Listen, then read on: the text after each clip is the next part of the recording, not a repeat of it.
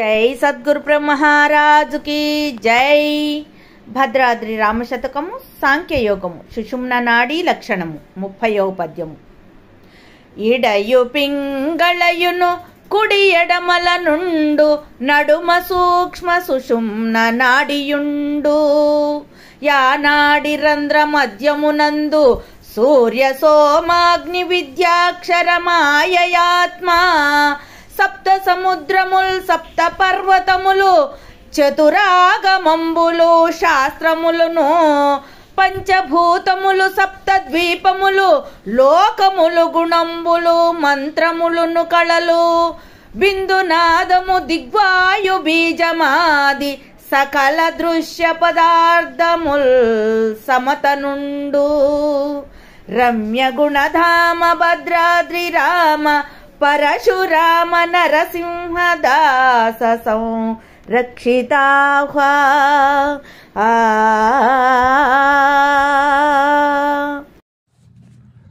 జై నిజ గురుభ్యో నమః. జై అమలాంబ సమేత అనుభవానంద రాజయోగేంద్ర ప్రభుస్వాముల వారి దివ్య చరణారవిందములకు ద్వాదశి వందనములు సమర్పించుకొనొచ్చు.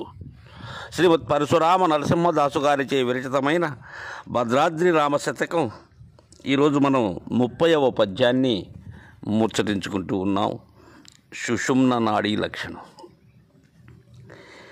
ఈ శరీరంలో ఉండబడేటువంటి 72,000 నాళ్ళు ఏవైతే ఉన్నవో వాటిలో అతి ముఖ్యమైనది ఆడించేటువంటి నాడి సుషుమ్న నాడి. సర్వము దానిలో కొలువై ఉన్నాయి. ఆ నాడీ గురించి మనం దాని యొక్క సంపూర్ణ లక్షణాన్ని ఈరోజు తెలుసుకుందాం. ఎలా అంటే ఈ సుషుమ్న నాడి అనబడేటువంటిది ఇడ పింగళయును కుడి ఎడమల నుండు నడుమ సూక్ష్మ సుషుమ్న నాడియుండు. ఈ ఇడా నాడి అనబడేటువంటిది పింగళ నాడి అనబడేటువంటిది. అంటే ఇడా నాడి అనబడేటువంటిది ఎడమ వైపున ఉంటుంది. పింగళ నాడి అనేటువంటిది కుడివైపున ఉంటుంది నాసిక రంధ్రాల్లో. ఈ ఇడా నాడి అనబడేటువంటిది చంద్రనాడి. దీనిని యమున అని కూడా అంటారు.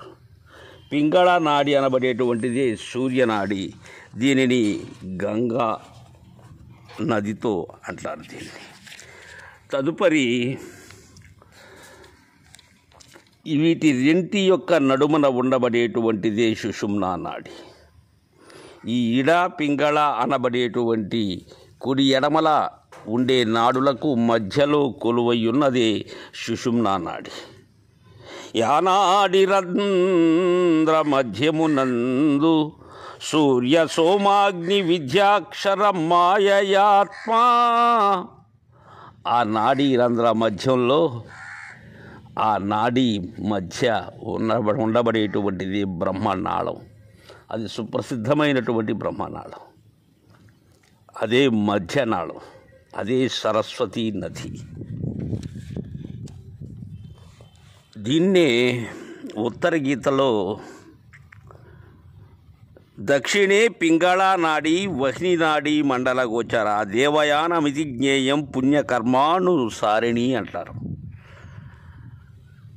అంటే ఈ శరీరము యొక్క కుడి పార్శ్వము నందు అగ్ని కుండలము కనిపించి పుణ్యకర్మలచే పొందబడు యోగ్యంపైన పింగళ నాడి అనున్నది దేవయానమని తెలియజేస్తారు అక్కడ. ఇక ఇడా నాడి ఎలాంటిదంటే ఇడాచ వామ నిశ్వాసో సోమమండల గోచర పితృయానమితజ్ఞేయం వామమాశ్రిత్య తిష్టతి అని. ఈ ఇడానాడి అనబడేటువంటిది వామ నిశ్వాసాన్ని, ఇది చంద్రమండల గోచరం. ఇది ఎడమ భాగంలో ఉంటుంది. దీనిని పితృయానము అంటారు. ఇది పునరావృత్తికి అనుకూలంగా ఉన్నట్లయితే ధూమాది మార్గమని కూడా దీన్ని తెలుసుకోవాలి. ఈ పై చెప్పిన రెండు నాడులు ముఖ్యమైనవి. ఈ రెంటికన్నా అతి ముఖ్యమైనటువంటి నాడే అదే అంటున్నారు. యానాడి రంధ్ర మధ్యమునందు సూర్య సోమాగ్ని విద్యాక్షరం మాయయాత్మా. ఎందుకంటే సర్వము దాని యందే ప్రతిష్ఠింపబడి ఉన్నది. అదే చెప్తారు ఉత్తర గీతలో. తస్య మధ్యగత సూర్య సోమాగ్ని పరమేశ్వర భూతాలోక దిశక్షేత్రం సముద్ర పర్వతాస్యల. అదే చెప్తున్నారు ఇక్కడ నరసింహదాసు గారు. ద్వీపాచ నిమ్నగా వేద శాస్త్ర విద్యా కళాక్షర సర్వమంత్ర పురాణాని గుణాచైతే చ సర్వశః బీజం బీజాత్మకాస్తేషాం క్షేత్రజ్ఞాః ప్రాణవాయువః సుషుమ్నాంతర్గతం విశ్వం తస్మిన్ సర్వం ప్రతిష్ఠితం.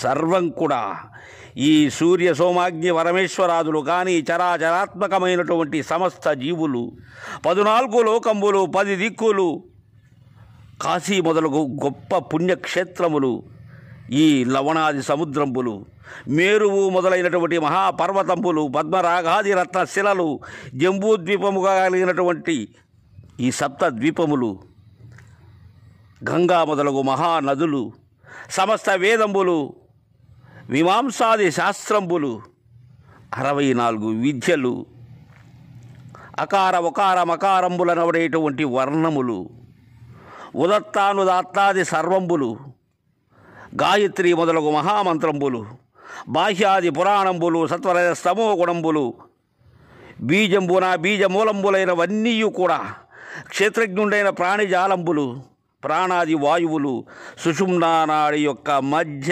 భాగమున పొందియున్నవి. ఈ జగాలన్నీ కూడా సుషుమ్ననాడి యొక్క మధ్య యందు అంతర్భూతములై ఉన్నవి. దాని యందే జగంబులన్నీ ఉన్నాయి. కాబట్టే దానికి అంత ప్రసిద్ధి. అదే చెప్తూ ఉన్నారు పరశురామ నరసింహదాసు గారు. నాయన శిష్య, చతురాగమంబులు శాస్త్రములును పంచభూతములు సప్తద్వీపములు లోకములు గుణంబులు మంత్రములును కళలు బిందునాదము దిగ్వాయు బీజమాది సకల దృశ్య పదార్థముల్ సమత నుండు. ఇప్పుడు మనం చెప్పుకున్నటువన్నీ కూడా ఇవన్నీ కొలువై ఉండబడేటువంటి ప్రసిద్ధమైనటువంటి నాడి సుషుమ్నా నాడి. ఈ ఇడానాడి అనబడేటువంటి దానికి అధిదేవత విష్ణువు, పింగళ నాడికి అధిదేవత బ్రహ్మ, సుషుమ్న నాడికి అధిదేవత మహేశ్వరుడు. ఇది ఎలా చరిస్తాయి ఈ నాడులు? శరీరమంతా సంచరించేటువంటి వివరాన్ని మనం తెలుసుకున్నట్లయితే మూలాధార స్థానం నుంచి కపాల పర్యంతము కూడా ఈ 72,000 నాళ్ళు వ్యాపించి ఉంటాయి. ఈ నాళ్లను ఆధారం చేసుకొని ఈ ముఖ్యమైనటువంటి 3 నాళ్ళు ఏవైతే ఉన్నావో ఇవి వీణ సొరకాయల వలె ఒకదాని మీద ఒకటి కమలాలు ఉంటాయి. ఈ కమలాలు అన్నిటినీ కూడా ఈ వెన్ను పెట్టి అంటుకొని, అంటే ఆ వీణాదండాన్ని అంటుకొని ఇడా పింగళ సుషుమ్లలో 3 కూడా ఆధార చక్రం నుంచి వీణాదండమయముగా కంఠస్థానమునకు వచ్చి అక్కడ కత్తెర నాళ్ల వలె 3 భాగాలై ఈ ఇడా పింగళలు ఉచ్ఛ్వాస నిశ్వాస ప్రవాహ రూపంగా ముక్కుల ద్వారము గుండా సంచరించు విధానం మనకు తెలియజేస్తూ ఉన్నారు. అంటే ఎలా సంచరిస్తూ ఉన్నాయి అవి అనేటువంటి విషయం. ఎలా అంటే ఈ సుషుమ్న అనబడేటువంటిది మూలాధారమందు శిరస్సున నెగడి మహాదారులనడు 8 మెలికలను తీసుకుని కుండలి శక్తి అనే ప్రకృతి రూపంబున కోటి సూర్య ప్రభచే పూర్వగామిని అయి వచ్చి ఇడా పింగళను బాసి నడుముగా పృచ్ఛము తెచ్చి బ్రహ్మరంధ్రంపై వెనుక నుంచి కపాలము మీదుగా 2 నేత్రాల నుంచి నాసికాగ్రానికి వస్తుంది. ఇదే యోగ మాయ. దీనినే యోగ మాయ అంటారు. 2 నేత్రముల మధ్య నుంచి ముక్కు తుదను తాకుతుంది. ఇక రెండవ విషయం, సుషుమ్న నాడికి కుడి దిక్కున పింగళ నాడి ఉంటుంది. ఈ పింగళ నాడి మూలాధారం దగ్గర నుంచి కపాల పర్యంతము వచ్చి కపాలమును తాకి అక్కడే ఉండే అగ్నిమండలము వ్యాపించి కుడి ముక్కకుండా వెలుపలికి వెళుతుంది. తదుపరి సుషుమ్నా నాడికి ఎడమ ముక్కున ఇడానాడి ఉంటుంది. అది మూలాధారం నుంచి కపాల పర్యంతము వచ్చి తాకి అచ్చటి ఉండే చంద్రమండలం అంతా వ్యాపించి ఎడమ ముక్కుకుండా వెళుతుంది. ఇది మనం అనుకున్న ప్రకారమే ఈ ఎడా పింగళను బాసినటువంటి సుషుమ్న పగడపు తీగ వలె కోటి సూర్యప్రభలతో వెలుగొందుతూ ఉంటుంది. ఇదే సకల లోకాలకు ఆధారం శిష్య. త్రిమూర్తి స్వరూపమైనటువంటి సుడి ఇదే. ఇది అగ్నిమండల పర్యంతము వచ్చి అచ్చట నిలిచి ఉంటుంది. ఈ నాడి కొసన సూక్ష్మ రంధ్రం ఉంటుంది, అదే బ్రహ్మరంధ్రం. దీనినే దశమరంధ్రము అంటారు. ఈ బ్రహ్మరంధ్రమందు బ్రహ్మాండమంతా వ్యాపించి ఉన్నది. ఎలా వ్యాపించి ఉంటుంది అంటే దాని అగ్రరంధ్రమందు సూర్యుడు, చంద్రుడు, అగ్ని, విద్య, అక్షరము, మాయ, ఆత్మ, సప్త సముద్రములు, సప్త పర్వతములు, చతుర్వేదములు, శాస్త్రములు, పంచభూతములు, సప్త ద్వీపములు, అలానే సమస్త లోకములు, గుణములు, మంత్రములు, కళలు, బిందువు, నాదము, దిక్కులు, వాయువులు, బీజములు, ఈ మొదలైనటువంటి సకల దృశ్య పదార్థములన్నీ కూడా అక్కడే ఉన్నాయి. ఇక బ్రహ్మరంధ్ర స్థాన నిర్ణయం ఎలాంటిదంటే శిష్య, చెవుల రంధ్రాలు 2, కండ్ల రంధ్రాలు 2 ఎక్కడ కూడి ఉన్నవో అదే బ్రహ్మరంధ్రం. ఇదే సుషుమ్నా నాడి. దీనినే సకల శాస్త్రముల యందు కూడా కుండలిని స్థానమని, త్రివేణి సంగమమని, ద్వాదశాంతమని, చతుపీఠమని, త్రికూటమని, ముక్తి ద్వారమని, బిందునాథ కళాస్థానమని, అహమని, శృంగాటకమని, పూర్ణ శ్మశానమని, మండలత్రయమని, హంసస్థానమని, ఆపోజ్యోతి స్థానమని, పరమాత్మ స్థానమని సుషుమ్న నాడికే ఈ పేర్లన్నీ కూడా చెప్పబడుతూ ఉన్నాయి నాయన. ఈ సుషుమ్న నాడి ఇదే సర్వానికి ఆధారమై ఉన్నది. ఇది ఈ నాడి దినమునకు 21,600 హంసలు జరుగుతూ ఉన్నాయి కదా. ఈ ఉచ్ఛ్వాస నిశ్వాస రూపంతో లోపలికి వెలుపలికి తిరుగుతూ ఉంటాయి. ఈ నాడీ చక్రమునందు పుట్టినటువంటి సుషుమ్న నాడి హృదయ స్థానం దాకా వస్తుంది. వచ్చి నాడీ చక్రం నుండి తనతో వచ్చిన 100 నాడులను అచ్చట విడిచిపెట్టేస్తుంది. తాను ఊర్ధ్వముగా వెళ్ళి బ్రహ్మ ముడి స్థానాన్ని అంటి తిరిగి నాలుక కొన వరకు వ్యాపించి సరస్వతి అనే పేరుతో ఉన్నది అక్కడ. తద్వాదస్థ స్థానముల మూలమున సర్వశబ్దములను నుచ్చరింప చేయుచు అంతర్వాహిని అయి పశ్చిమ మార్గంగా ప్రయాణం చేసి భూమధ్యమున గంగా యమునలతో సంగమమవుతూ ఉన్నది శిష్య. ఇది దీనినే త్రివేణి సంగమము అంటారు. త్రికూటమని, శృంగాటకమని, చతుష్పదమని అంటారు. ఇదే ఆజ్ఞాచక్రము, ఇదే తపోలోకం.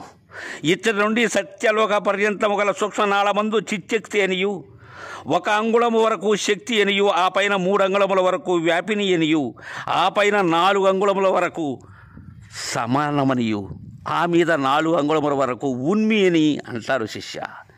ఈ 12 అంగుళముల మీద బ్రహ్మరంధ్రము ఉన్నది నాయన. ఇది గురుముఖమున దర్శించాల్సినటువంటి విషయం శిష్య. ఇదే ద్వాదశాంతము. 12 అంగుళముల మీద ఉండబడేటువంటిది కావుననే దీనిని ద్వాదశాంతము అన్నారు. ఇదే అష్టదళ పద్మం, ఇదే సహస్రారం. ఈ సహస్రారమున గల చిచ్చక్తి ఏదైతే ఉన్నదో అది ప్రాణవాయువును కూడుకున్నట్లయితే హంస అన్నారు. ఈ హంసయే ఎడా పింగళ నాడుల యందు 1 దినమునకు 21,600 పర్యాయములు లోపలికి సంచరిస్తూ ఉంటుంది. ఈ హంసకు వేరే అర్థం ఏంటంటే శిష్య, ప్రాణరూపమైనటువంటి నాదం, బుద్ధి రూపమైనటువంటి బిందువు, తెలివి రూపమైనటువంటి కళ కలిసి హంస అంటారు నాయన. ఇంకొక అర్థం ఎలా అంటే హృద్గతమైనటువంటి ప్రాణం, సంకల్పమైనటువంటి మనస్సు, తేజరూపమైనటువంటి తెలివి, ఈ 3 కలిసి హంస అంటారు. ఇంకొక విషయంగా ఎలా తెలుసుకోవచ్చంటే అహంకారమైన పురుషునికిన్ని సకారమైన ప్రకృతికిన్ని ఉభయాత్మక సంబంధమైన బిందువు కలిసి హంసరూపం అవుతుంది. అది సోహం భావం అనేటువంటి సంబంధమైన బిందువు కలిసి హంసరూపం అవుతుంది. అది ఎలా సంచరిస్తూ ఉన్నది? సోహం భావం అనే వాక్యము చేత సంచరిస్తూ ఉన్నది. సోహానికి అర్థం సు అనగా నిర్మలమైన పరమాత్మ, హం అనగా నేను. అంటే ఈ దేహేంద్రియాది ప్రపంచ విలక్షణమైన పరమాత్మయే నేనని బోధిస్తూ ఉన్నది. అట్టి పరమాత్మ స్వరూపమైన ప్రత్యేగాత్మ స్వరూపమైన హంస ఎచ్చట పుట్టునో అట్టి నిర్వికల్పమైన స్థానమే పరబ్రహ్మ. అది ఎక్కడ ఉన్నది? సుషుమ్న అంతర్గతంలో ఉన్నది. దీని యొక్క సంచారాన్ని బట్టి, ఇక్కడ జరిగేటువంటి హంస సంచారమును బట్టి జీవులకు ఆయువు క్షీణించుట కానీ ఆయువు నిలుచుట కానీ జరుగుతూ ఉన్నది నాయన. అలా ఉన్నది. అందుకే బిందునాదము దిగ్వాయు బీజమాది సకల దృశ్య పదార్థముల్ సమతనుండు రమ్య గుణధామ భద్రాద్రి రామ పరశురామ నరసింహదాస సంరక్షితాహ్వా.